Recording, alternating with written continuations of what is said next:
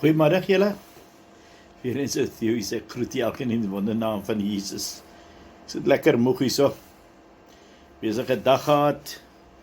By my so 7 minute oor 5 in die middag. Maar wat?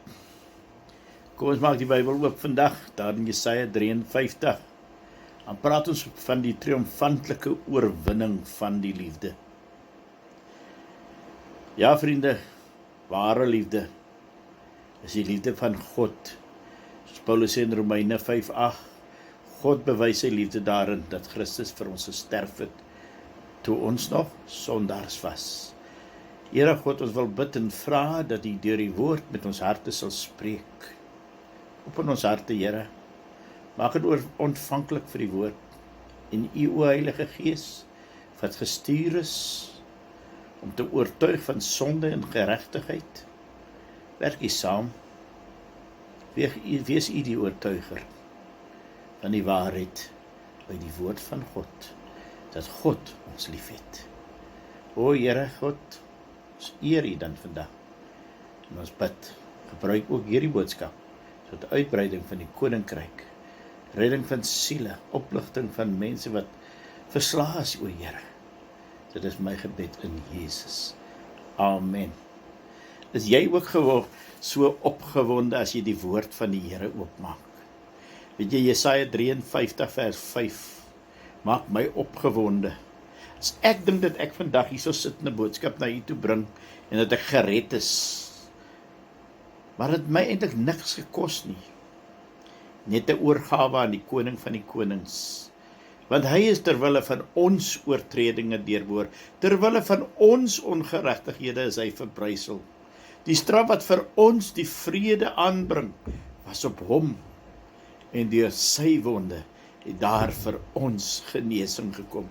Veel kere sê dit in die woord hierso ons is sondaar mense, maar hoeveel keer sê dit hy is terwille van ons oortredinge deurboor, hy is verbrysel. Dit is alles Jesus Christus, net Jesus. Jy sien, my vriende, Jesus was waarlik die voorloper. Hy is die voorbeeld van ware, opofferende liefde. En God wil hê ons moet wees soos Jesus. Ons sien daar dat Jesus was 'n voorwerp van liefde, wat homself geoffer het terwille van ons, sy medemens. Filippense 2:13 sê ook vir ons, dit is God wat in julle werk, om te wil sowel as om te werk na sy welbehae, nadat ons Jesus ontvang het.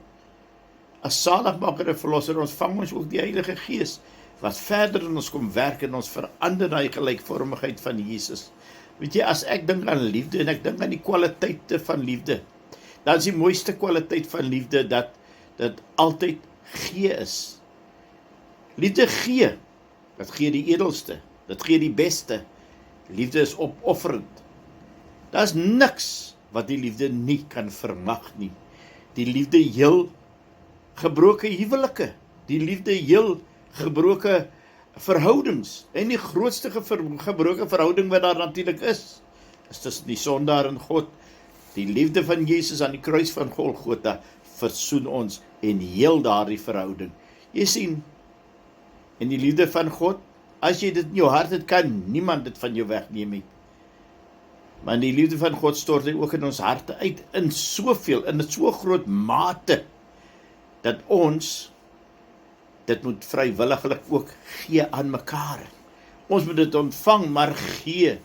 En weet jy dat die liefde van God is van so 'n aard, dat hoe meer jy gee, hoe meer ontvang jy van God, en hoe sterker word die invloed daarvan in jou lewe. Waarvandaan kom hierdie liefde? Hierdie agape liefde? Dit kom van God.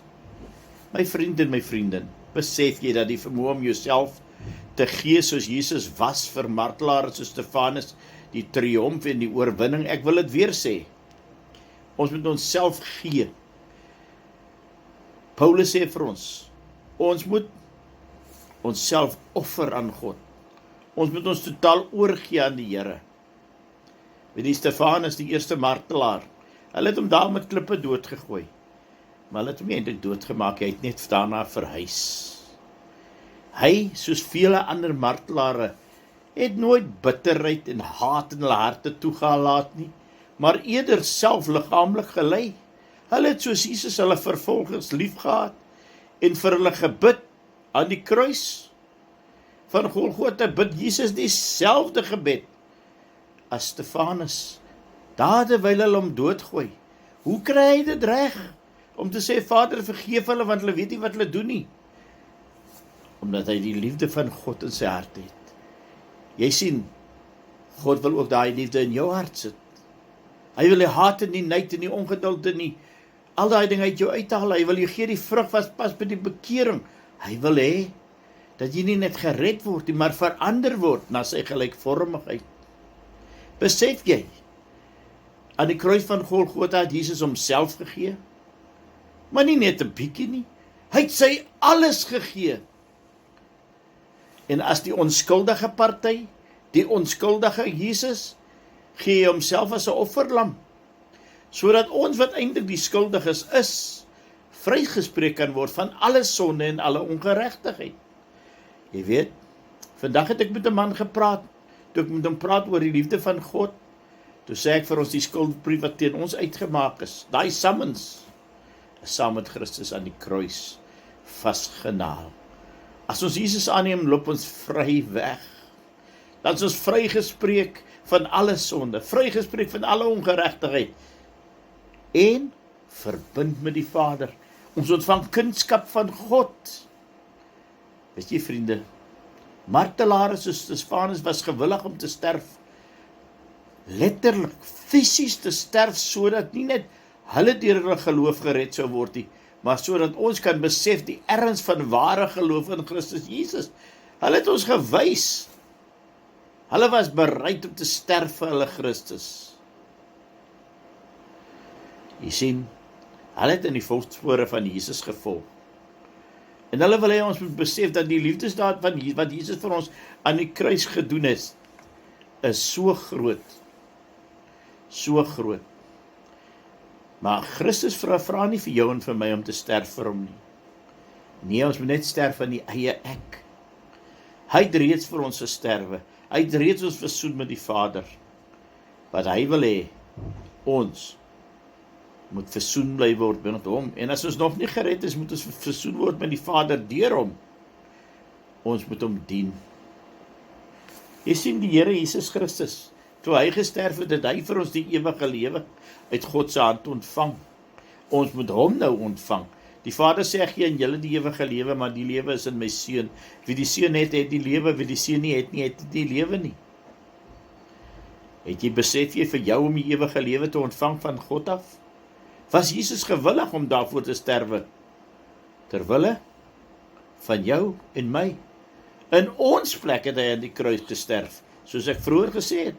God bewys sy liefde tot ons daarin dat Christus vir ons gesterf het toe ons nog sondaars was. Besef jy dat dit is ware liefde? Kan ek vir jou 'n vraag vra vandag? Het jy al hierdie liefde aangeneem? Want Christus is liefde. Het jy Christus aangeneem as jou verlosser? Onthou wat sê die woord in Johannes 1:12? Almal wat hom aangeneem het, aan hulle gee God die mag om kinders van God genoem te word. Jy sien, God gee hierdie liefde vrylik aan elkeen wat hom wil aanneem. God het sy seun gegee. Ons moet daardie liefdesgeskenk, Jesus Christus, net aanneem. Ons moet hom ontvang uit God se hand. Wat verwag God moet jy doen? Jy moet uit liefde jouself kom onderwerp aan God. Johannes 3:30 sê ons moet minder word sodat hy meer kan word. En jy moet begeer om sy wil te doen en meer gehoorsaam aan hom te word. Vriende, onomwonde wil ek jou meedeel. As jy waarlik hierdie goddelike agape liefde deelagtig word, eers dan ken jy die ware dankbaarheid vir al die seëninge wat God skenk. Baie van ons, baie ongeredde mense ken die evangelie, maar omdat hulle nog nie Jesus aangeneem het nie, besef hulle nie werklik wat hy vir hulle gedoen het nie. Maar wanneer ons die Heilige Gees inwonend ontvang, nadat ons Jesus ontvang het, dan kom hy en hy help ons om die dinge werklik te verstaan. As jy Christus as saligmaker en verlosser aanneem, help hy jou op alle vlakke. Selfs as jy wanhoopig voel, jy voel depressie in jou liggaam, kom hy help jou om daar uit te styg, omdat jy sal glo dat hy vir jou sal sorg, ongeag wat jou probleem of situasie is. Want God kan alles doen. Filippense 4:19 sê vir ons, hy kan ver meer doen as wat ons kan eers dink of vra. En as jy vir Christus Jesus vertrou met jou lewe, vriende, sal jou geloof in God seëvier. En jy sal besef dat hy sy lewe, Jesus, sy lewe gegee het, en daarom sal hy nou nadat jy ook gered is, sal jy besef dat jy hoef jou nie bekommer nie, want Jesus sal ook al die ander dinge byvoeg. Die kernvers wat ek wil vir jou gee vandag is Matteus 6:33. Soek eers die koninkryk van God en sy geregtigheid. Daarna los alles in God se hande. Hy sal dit uitsorteer. My vriende, ek wil net vir jou sê, as jy Jesus aanneem, gee hy nie liefde in druppeltjies vir jou nie. Nee, dit is 'n lewende stroom van liefde wat van God afkom, genadige liefde, en dit bly vloei. Daar is nie ophou van dit nie. Kom ons bid saam, en ons sê vir die Here dankie. Baie dankie, Here Jesus, dat U ons swakhede ken. Dankie, Here, dat al is ons soos gebarste kruike, mense met foute, gee U nog steeds aan ons.